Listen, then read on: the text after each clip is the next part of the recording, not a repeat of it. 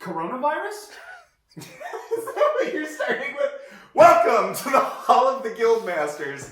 Today we are going to be talking about something that we figured is something that needs to be talked about. How to deal with murder hobos, okay? If you're new to D&D and you're like, what did he just say? Yes, someone who literally is a homeless person running around killing everything in sight. So if you create a party and you are the DM and you're like, hey, I've got this cool story and I create a couple characters, and then one of your party members is like, I'm gonna hit everyone with my sword. All the time. And it's like, how do you deal with that? Yeah, I mean, we've got perfectly good examples in our own games. When I started my first session, somebody casted a fireball into one of the carriages holding half of the other party. For no reason other than to do it. I mean, and everybody's level 3, maybe, not even think, I might have started you guys at level 4, but fireball, that's a big spell. Just ignites a carriage. What do you do with those people? Oh man, yeah, I had to crawl out from underneath You that, did. and I mean, Getting I punched. back is what you do. Yeah. Yeah. Yeah. I think most of the time the party sorts those kind of situations out themselves. It might take time, and it is frustrating as a DM, but usually if the person's murdering NPCs that, you know, the other party members are attached to, then Yeah. it's like killing family members. Yeah. Yeah, one of the things I know,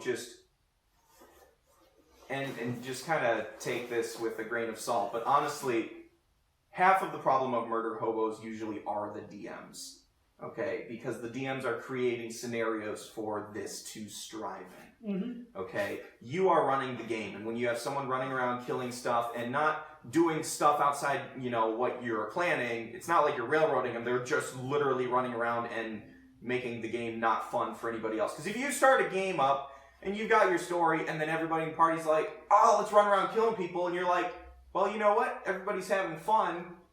Sure, why not? You know what? They're all having fun. Yeah, let's make it fun, you know? And maybe they, you know, are killing people in the town, and so now they start a revolution or something, you know? Until But the elite guard comes. yeah, but if you are like, there's one or two players that are just ruining your game because they are ruining the story, they are taking out all the NPCs, and there's other people that are like getting really upset about this. Okay, first and foremost, if they are killing city guards, then your city guards suck. Okay, like, seriously, But, if yeah. they're level 2, level 3, killing city guards, make the city guards level 5 fighters. It's easy. Print off a pre-generated character sheet, give them extra attack, the end. You know, like, you can't kill something bigger than you, you know, and so, and that might be a little bit of a shock, because if they've been running around killing everything up until this point, they're going to be like, oh, I can't kill it in one hit? You know? Unstoppable force meets an immovable object. Oh, man. I've been killing everything. Like level 11 guard. Yeah. Yeah, usually when that happens, it's like you've got a bit of too much freedom in the sense that people are getting carried away, and then on top of that, you don't know how to control it. Yeah. Right. And it's not always the guards. I mean, murder hobos can murder other party members. Yes. Oh, jeez. Seen it before. Yeah. So, murder hobos can murder other party members, and you have to make sure. I mean, when it comes down to it, if the party members are going to fight one-on-one, and they're not going to, the other party members aren't going to protect them, then it's going to be up to fate who wins that. Yeah. But Make afterwards, sure you facilitate it well. but afterwards, that's going to be up to you what the repercussions are. Yeah. So, because there's going to be, you know, you're going to be dealing with the death of somebody that's probably important in the story. So, people are going to be missing that person. Yes. Yeah. Yeah. Yeah, but honestly, I do think the party typically sorts it out themselves, and if they don't, and you keep having to run rampant, like you said, you're not fitting yourself well. You're not DMing the proper way to be able to, you know, guide that in a different direction. Yeah. And if they need talking to outside of the session, you know what I mean? And it's not like son, you're not playing right. It's, hey man, you might want to chill out. Everybody else here is trying to have a good time. Yeah. You're just killing everybody. Yeah. Yeah, it's not. Yeah.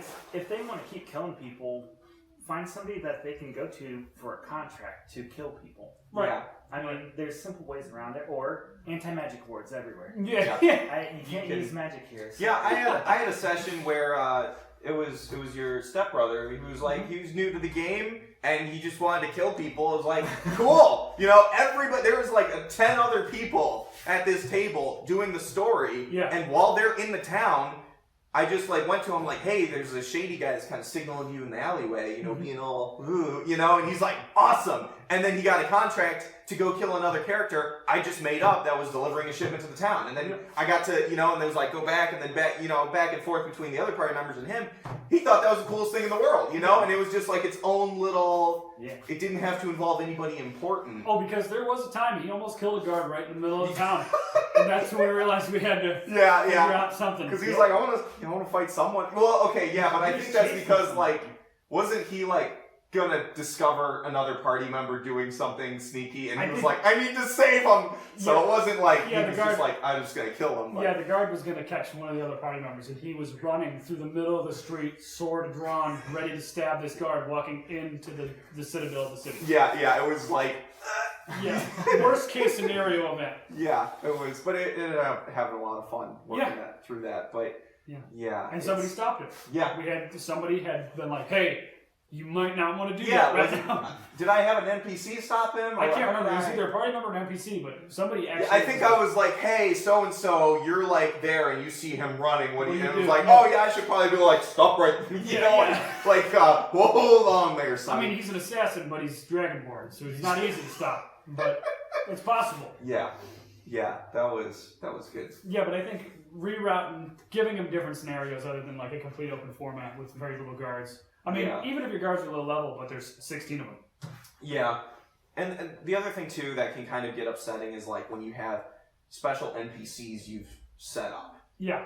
Honestly, if you have an NPC you set up that's special and and like somehow they died, like whether a party member killed them or something else happened and they didn't even get a chance to really get to know them, then just change their name and put them in a different spot. Nobody else is gonna know, you know? Like it's... Yeah. And it is frustrating because you can make somebody with a really detailed background and you think the party's going to like them. Yeah. And they might just not. Sometimes that occurs. I mean, yes. I know we've had times where you've been DMing and I haven't liked some of the NPCs, but when push comes to shove, we figure it out. It's a good time. Yeah. But it's also fun when you have a party member who doesn't get along with an NPC because then you can like yell at each other and screw with each other, and it's like a good provoke opportunity attacks. Just provoke at each other because then I don't know, it's like good story building. Yeah, I mean, it brings a lot of story to that specific character because now you can figure out like what he doesn't like about the NPC, and now the party's like, ooh, we should stay away from that person. And the party gets to know that other player how their character is in certain situations. Like, oh, he's got anger issues, or whoa, you know, don't get him around dogs, or I don't know. Like just this guy's anxious. We better get him out of here. And make a constitution saving throw. Wild magic sorcerer. Yeah, right. I mean, I think we've hit all the topics that were developed. Yeah. So yeah. Till next time.